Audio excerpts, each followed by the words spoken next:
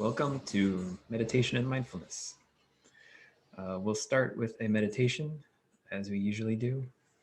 And we'll start with a heart chakra meditation this time. So, we're going to be talking about the heart quite a bit tonight. So, let's find a comfortable seated position. We can close our eyes, settle into our seat, feel our connection to the earth. Feel our hips stacking above the legs. Feel the torso above the hips. Let's bring our shoulders up to our ears and roll them down and back, keeping our shoulders soft and relaxed while we sit. Align the neck over the shoulders, slightly tuck the chin, reach the crown of the head up to the sky. For this meditation, let's visualize that we're cupping our heart in our hands in front of our chest. As we inhale, we'll inhale love from the universe. And as we exhale, we'll exhale that love into our heart. So you can just keep doing that visualization if it feels good while we meditate. And if you'd like to use music, you can go ahead and hit play now.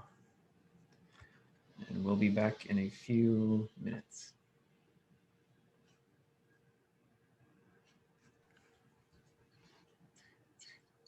Hi, Gina. We're just starting to meditate. Sorry, I'm late.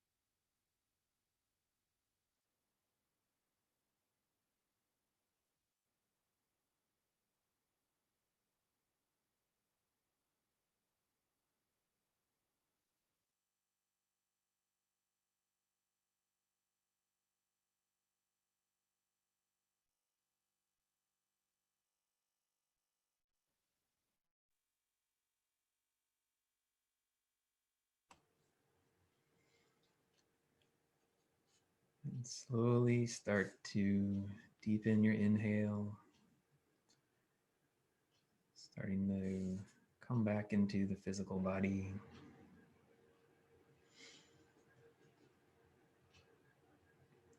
When you feel ready, you can open the eyes, rejoin us.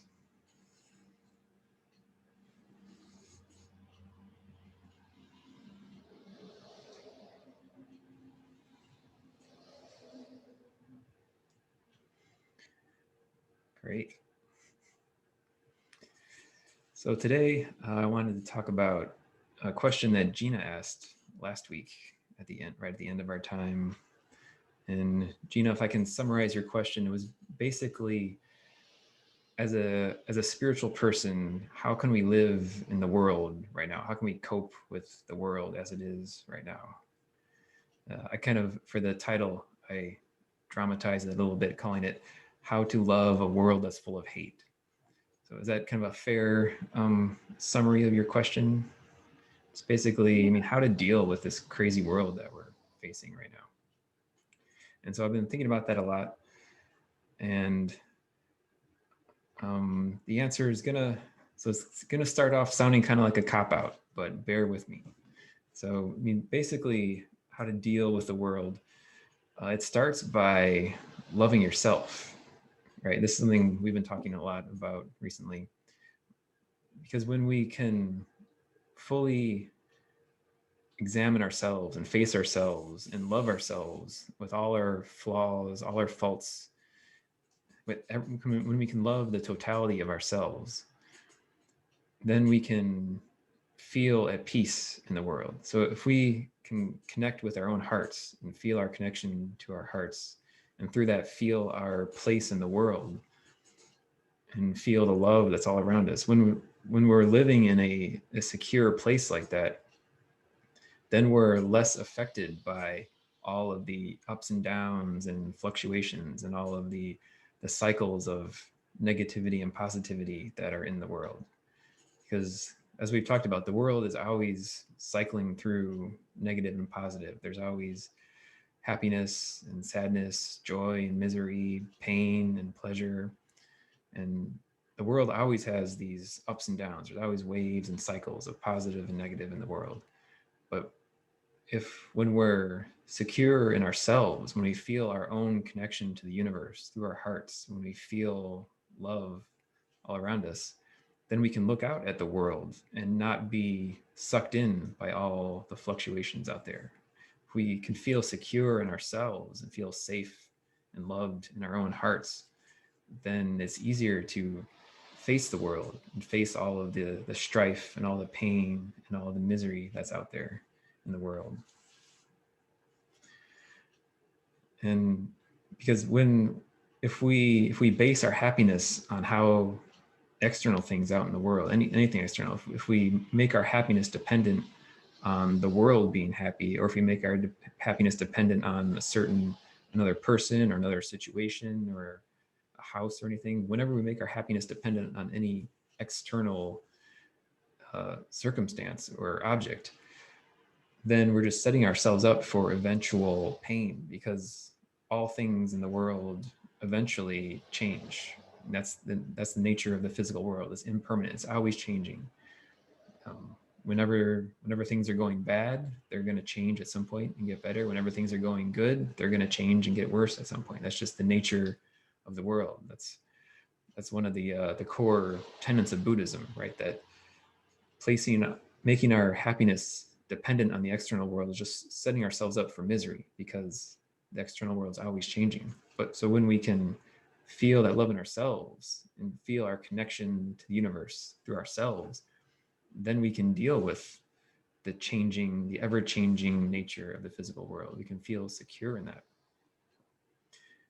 And kind of more specifically, when we face ourselves and face all of ourselves, even the shadow parts, or even our perceived faults or perceived imperfections, the things that we're not proud of ourselves, things that we're ashamed of, if we can face those and accept those for ourselves, if we can accept that we're doing our best, right? Each of us, we're doing, in any moment, we're doing the best that we're capable of, given of how we were raised, our intrinsic personality. We're always doing our best that we can to cope with the world.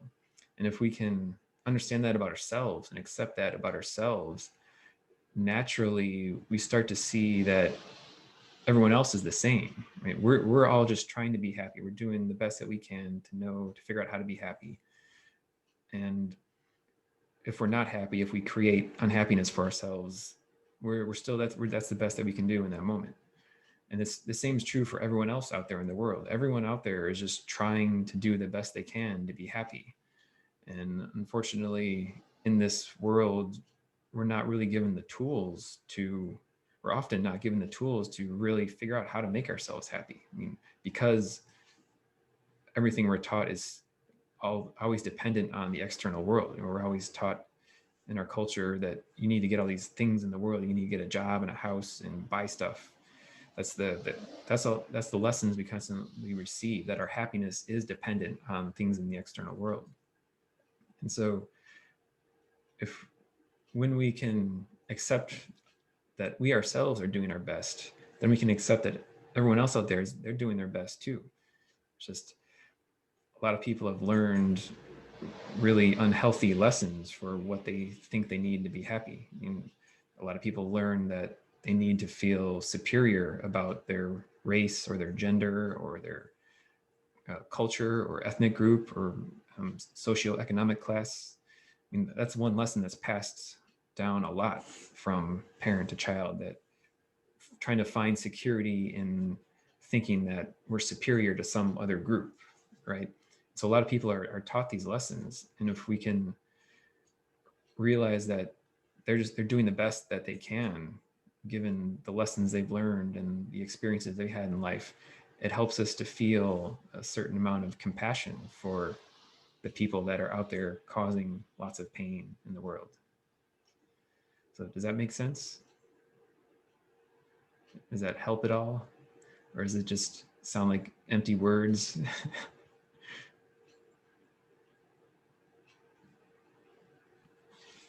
I think it makes really good sense, and I feel like that's easy to, or I shouldn't say easy, but you can understand it, but then to actually live it in the moment, when, especially when there's injustice, or you see things happening, or you interact with people in such a way in those moments, it almost feels like it's not enough to just be happy with yourself and treat your friends and neighbors well. And um, I don't know, it feels like you need to be doing more somehow. Yeah, and that's a great point. So this whole concept of accepting ourselves and accepting the world that is, that that doesn't mean we shouldn't try to influence our lives or influence the world. I mean, absolutely, we should try to influence the course of our lives and influence the world. I mean, absolutely, we should try to make the world a better place. But when we try to do that, when we try to make ourselves better or make the world better, if we do that from a place of love and a place of security in our own hearts, then if our desired outcome doesn't happen, we can still accept whatever does happen, realizing that's the best possible outcome in this moment. So I mean, absolutely, there's a lot of injustice in the world that we should address, and that's something I'm figuring about. And when we're talking here at the Abbey, is how we can get more involved in social justice movements and promoting equality and justice for all of the underrepresented groups out there that are getting marginalized and screwed over by the current system. So definitely, we can try to change the world, but also keep in mind that if we can't change it enough, if we can't bring about world peace, that it's still okay. That's still the best that we're capable of doing in this moment. But when we try to create change in the world from a place of anger or guilt, it often winds up just kind of making things worse. right? If you're all fired up and angry and trying to make a change, we wind up just spreading more of that anger, even if our intentions are good. If we're motivated by anger, it often then we're acting for ourselves instead of trying to really act to make the world better. Does that make sense? If we're acting because we feel bad and we're trying to do something to make ourselves feel better, then we're not really the goal. The focus isn't really on helping the situation. We're focusing on making ourselves feel better. And whenever that's the underlying motivation, that often leads to unintended consequences or unforeseen things happening. So does that make sense? Yeah. And so we're going to talk about some meditation techniques that can help with this whole idea. And so this comes from I talked a little bit the last couple of weeks about Maitri, which is also known as metta. And so it's interesting. I've been studying Buddhism for like over a dozen years. I've never heard of this concept before. And I think it's because this specific concept of Maitri comes from the Theravada branch of Buddhism. And the tradition I was trained in is the Mahayana branch, which the Mahayana branch is much more widespread and it shares a lot of terminology and concepts with Hinduism and Vedanta. So it's much more kind of well known throughout the world. But there's this little lesser known Theravada branch of Buddhism. And they have their kind of own different language about all this stuff, which is kind of interesting. But they have a different vocabulary and some different concepts. And one of these is this Maitri concept that I had never heard of before. And it's been really helpful for me because it's kind of been the missing piece that I haven't had in my own spiritual development. This idea of accepting ourselves. I think when I was studying with my teacher, I always had an idea that I wasn't doing enough. That right, if I could only be more disciplined in my thoughts and disciplined in my practice, then I could then I'd be a better student. And so there was always a lot of self judgment in my practice, and even though they talked about accepting ourselves, but there wasn't as much emphasis as comes from this Maitri idea. So it's been really influential on me recently. That's why I've been talking about it a lot. And there's a really great book I've been reading called Loving Kindness by Sharon Salzberg. And she talks a lot about these ideas. And so there's a meditation we can do. It kind of goes in stages. And the first one is to focus on yourself. So we can do this in our next meditation. And it's focused on accepting ourselves and finding that love in our own hearts. And so it's usually done by picking 4 phrases. The common ones are usually some variation of may I be safe, may I be happy, may I be healthy, and may I be at ease. And so there's no right or wrong. You can use those or tailor them to your own personal needs, whatever you feel like you need in your life or in your heart to you feel happier or feel more safe, feel more content. So you can either use those 4, or you can alter them to specific phrases that resonate more with you. But the idea is basically just to, while you meditate, repeat those 4 phrases over and over while you're focusing on your heart to help build that feeling of safety and comfort and in your love. Oh, that Carla, looks like you just posted. Is that some of the ones you know? The meta phrases? Yeah. Yeah, and there's all kinds of variations. You can Google it and get more ideas if you want. But there's no wrong answer, no right answer. Whatever phrases work for you to help engender that feeling of love for yourself.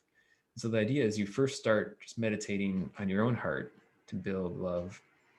And then once you start feeling that love for yourself, then you move on to meditating for someone in your life that you like, that you have a good relationship, someone who's a positive influence in your life, and try to wish for their happiness and their safety and their healthiness. And then when you feel that for this for a friend of yours, Then you move to a neutral person, someone that you don't have strong feelings either for or against, just someone you kind of know. So you can focus on that person and wish for their happiness and health and love. And then when you start feeling that, when you start feeling compassion for the neutral person, then you move on to someone that you don't like. In the text, that you'd call it the enemy, right? Someone that you have very strong negative feelings for. Someone who is a challenge to wish for their happiness. But the idea is, when you start by feeling that happiness in yourself and then progress through these people that's easier to feel happy, other people who it's easier to feel happy with, the idea is finally you get to where you can hold an image of someone in your mind that you have strong negative feelings for and actually wish for their happiness. And that's where it becomes a really transformational practice, because then you really start to feel compassion and feel love for these other people out, enemies out there, people that have opposing that values from you, or people that act in ways that disturb you. Then you can move on to wishing this for the entire world, which, including all of the people that you have strong negative feelings for. So that's a way to kind of cultivate this feeling of first love for yourself, because that has to be first, right? You have to feel that strong love for yourself and be secure in feeling love before you can try to share it with someone that you actively don't like. Right? um, so let's try that now. Let's try this first meditation of just focusing on our own hearts, our own happiness. So yeah, Carla posted some suggestions in the chat bar if you want to look at hers. Or like I said, the common ones are: may I be safe, may I be happy, may I be healthy, may I be at ease. So let's do that for this next meditation. Just repeat those four phrases, or any whatever four phrases. You can even play with them while you're meditating and feel which ones, try to feel which words resonate with you the most. So we'll do that for this next meditation. If you'd like to use music, you can go ahead and hit play now, and we'll come back together in a couple minutes.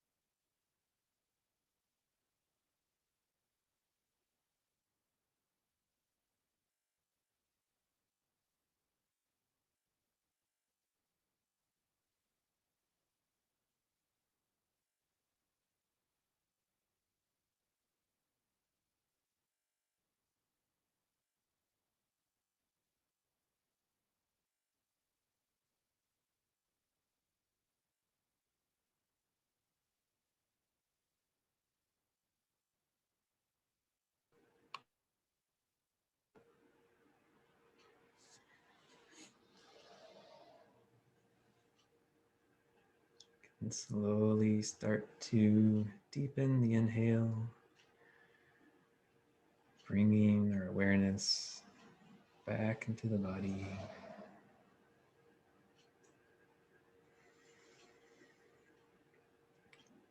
If you feel ready, you can flutter the eyes open.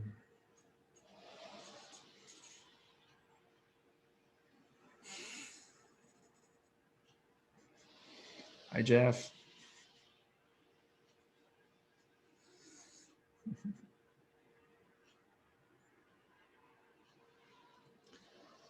So how was that technique? Yeah. Did you feel anything? Did it work? Yeah. When I do that, I definitely start to feel like this warming sensation growing in my heart. That it's quite pleasant. So yeah, if you feel so inclined, maybe for the next week or so while you're meditating, try that technique to grow that sense of love and secureness in your own heart. And then, And I say, what I came to is, may I live in truth, and may I know and discern who to trust and who not to trust. I'm not good at that. Yeah. Yeah, and that's perfect. That came to me, and it felt really valuable. Perfect. Yeah. Yeah. Yeah, and great. That's exactly what you should do. Try to find those phrases that really resonate with you, that you, because we all know ourselves the best. We're the only ones that can save ourselves. So yeah. Anyone else want to comment or have any questions?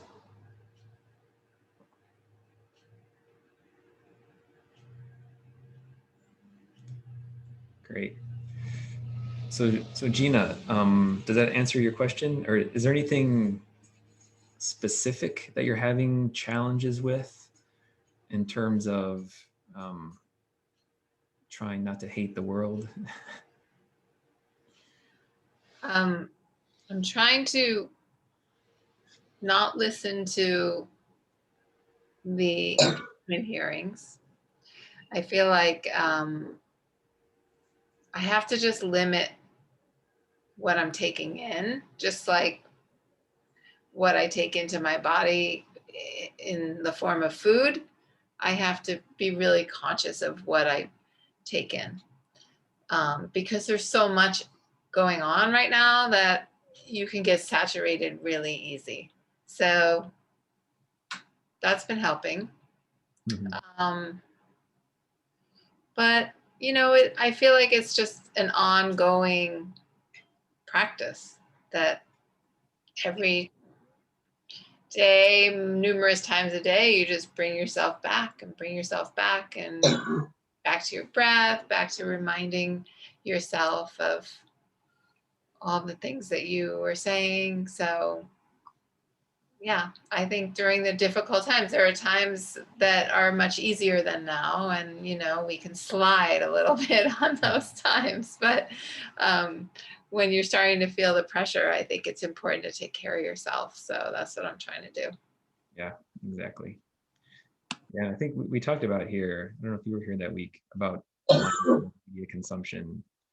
And like we learned in the Ayurveda portion of the yoga teacher training, everything we take in, we have to digest.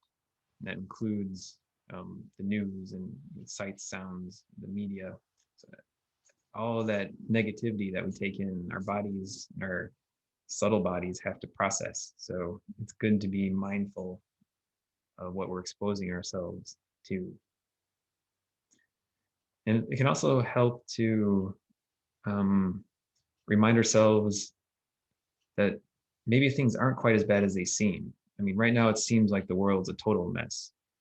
And part of that, like we talked before, the media and the political pundits and politicians, they're all, they like using fear to get us to pay attention because our brains are hardwired to respond to fear. And so talking about really scary things and getting everyone all worked up and scared is an effective way to make people pay attention to a message. And so there's a lot of fear mongering going on out there in the media and by politicians. And so one thing that can help, this past on Sunday, Lynn, the pastor here at the Abbey, his weekly sermon this week was about fear and about how there's so much fear in the world, and it's a lot of it's exaggerated. And he talked about this book. I haven't read this book, but it's called The Better Angels of Our Nature. You may have heard of it. It's by Steven Pinker. I haven't read it myself, but I've heard it referenced in numerous other books and topics. And the main premise of the book is that if you look at objective measures of human welfare, right now we're way better off than any time in history. And if you look at measurements or scales in terms of death by physical violence, I mean, the average person today is far less likely to die a violent, horrible death than any time in history. I mean, even a few hundred years ago, the number of random people being murdered or killed in conflicts was way higher than it is now. So, I mean, we're much safer now than we have been at any other point in history. In terms of physical well-being and comfort, we're way more comfortable than humans have been at any other point in history. So even though it feels like the world's going to hell right now sometimes, I mean, if you look at objective measurements of human welfare, we're doing pretty good. I mean, it's throughout history, we've been getting better, and we're continuing to get better despite all how bad it looks right now. And it can help to keep in mind, I mean, we're a bunch of highly evolved monkeys. And so we're doing pretty good considering that, a few 100,000 years ago, we were throwing feces at each other and throwing rocks at badgers, So it can help to keep in mind that, right, that's kind of what I was saying before about how we're doing the best that we can. As a species, as humanity, we're doing the best that we can given where we came from. Since given that we evolved from animals, we evolved from warring primates that had to fight tooth and nail for survival. And so even though we don't have to physically struggle for our survival as much anymore, we still have that mindset in our brain. We still have the evolutionary remnants of living in fear and of the need to be constantly scanning the environment for danger. So even though there's a lot of us don't have a lot of immediate danger, especially us living here in America, we all have pretty comfortable, safe lives, but we have those evolutionary remnants in our brain that lead us to constantly look for danger, constantly be on the lookout for danger. And then the media right now just plays on that, just amplifies it. So it can help to keep all these things in mind, that when you really stop and analyze it and think about things, maybe the world isn't in as bad a state as it's commonly thought. So does that help at all? Who was the author? Can you maybe put it in? Oh yeah, should I put it in the chat? Yeah, that'd be helpful. Yeah, Steven Pinker is his name. He's written a bunch of really good books. Yeah.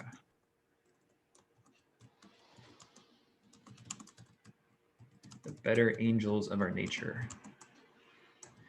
I haven't read it because it's a really long book. I've looked at buying it, but it seems like a commitment. But yeah, and he gives lots of examples about how really, if you analyze it, we're a lot better off than we have been at any other point in human history. So great. Any other questions or comments on that topic?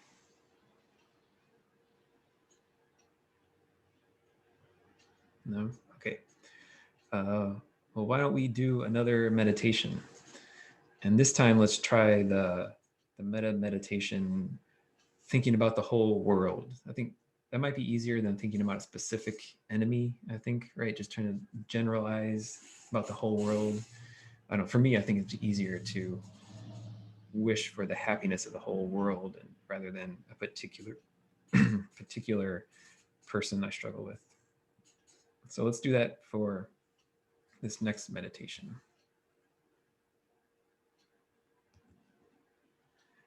And oh, bye, Carla.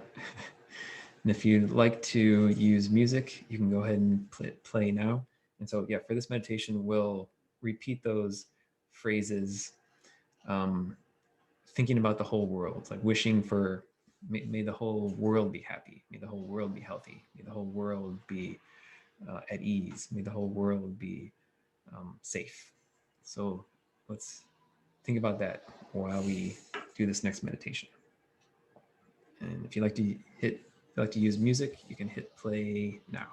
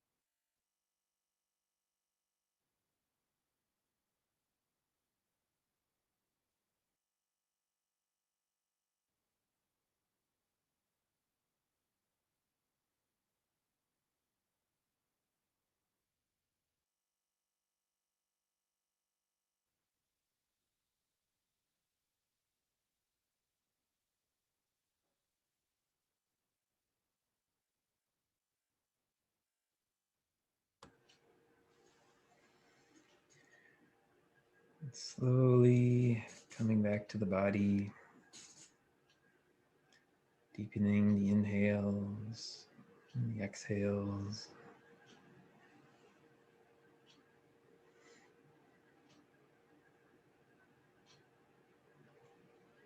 When you feel ready, opening the eyes.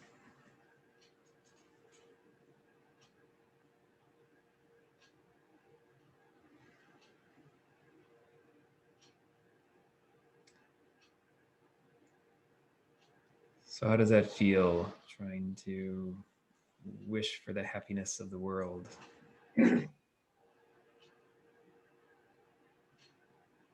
Any comments? Any thoughts on that?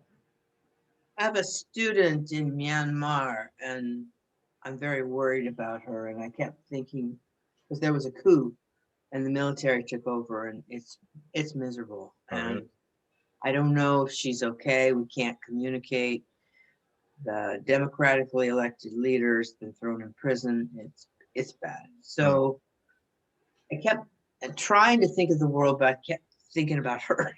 And Okay, well, that's fine. and that's okay. I was just, it's terrifying. It really is, because she's an educated person. And Yeah, that's scary. Mm. Mm-hmm. Yeah, I think oftentimes we can feel kind of helpless and powerless in the world, right? What can we in our little individual lives here? How can we affect these big global problems happening across the world? And I feel like exercises like this, just even meditating on the happiness and the peace of the world, it may not seem like much, but it's better than nothing, right?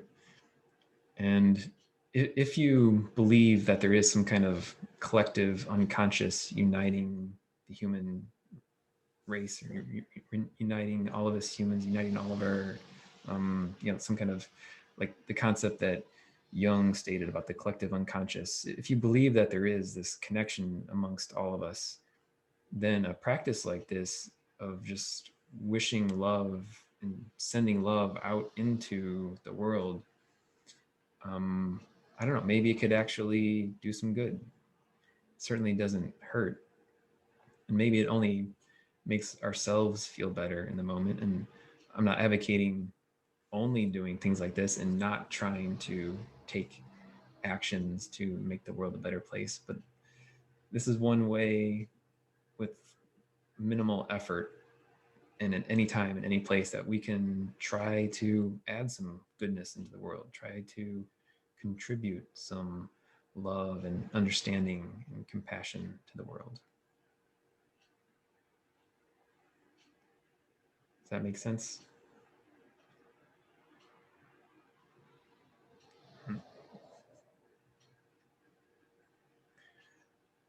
All right. Well, any other questions or comments about anything? Any questions about meditation in general, or? there's a man named Viktor Frankl who wrote a book called Man's Search for Meaning. He did time in Auschwitz, and he said something that really struck me as I was listening to him today, I think giving a talk, that yes, we suffer, and yes, the world can be horrendous. And he said that what is amazing is when we can transform something really horrendous and awful in a different light, give it positive meaning. That's when we come to our highest selves. Mm. I thought, wow, buddy. Yeah, exactly. Uh-huh. Yeah. Yeah, that's a great book. I read it too. Yeah, it's really, really powerful. And Yeah. yeah, if he can say that, who lived through Auschwitz, I mean, talk about kind of the epitome of human suffering and human cruelty inflicted on other humans. If he can have an attitude like that, then any of us can, right? So yeah, thanks for that. That's a good addition. Great. Well, if there's nothing else, I think we can end a little bit early. I'm out of stuff to talk about, so if there's no more questions or comments, we can sign off. So thanks for joining us, Rasha. Thank you, Rasha. Thank you, Matthew. Thank you, Matthew. I love that book, by the way. I read it last year. Really? Search for Meaning. Yeah. I read it last year, like around May, like in the middle of the pandemic, and it just like it was incredible. Yeah. Yeah. Did you feel it changed you in any way, or? It was impacted very your life? empowering because like in the book he narrated like some of his own stories. Like there were parts when I particularly laughed, like in the part where he says like, you use humor in specific situations when you're suffering or when the situation is kind of unbearable and you feel like it's the end of the world. You just like use humor, and I found that quite resonating because sometimes that's what I would do. Like, like if a situation is very serious, I would just like laugh, and people would Right. ask, "Why are you laughing?" And I'm like, "It's not funny, but it's just like it's too much to take in, and I just feel like, yeah, I just need to like let it out." And there were parts, of course, that were sad, but what I found empowering is just like how he, as soon as he left Auschwitz, he just like wrote that book within like 10 days, and just and kind of like in the book where the part where he said,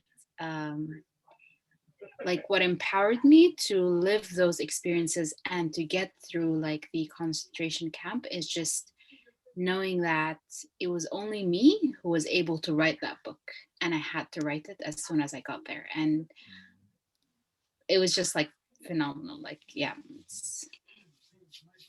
was incredible. There's a documentary his grandson did called Victor and I, Viktor, and I'm going to watch that tonight, actually. It's, What's it I called? think it's very cool to have known him as his grandson. And, you Mhm. know, he's playing with trucks and he's just grandpa. And then you learn, oh my God, that's grandpa, you know. So it's just called Victor and I. And, yeah. And it's by his grandson. Apparently it's very cool. So I think I can get it on Amazon Prime. I'm not sure, but that's my hope. Great. Very cool. Yeah. Yeah. Anyway, thank you. Yeah, thanks for sharing that. All right, well, hope everyone has a wonderful evening. Thank you, Thank you. Matthew. Namaste. Namaste. See you later. Later, man.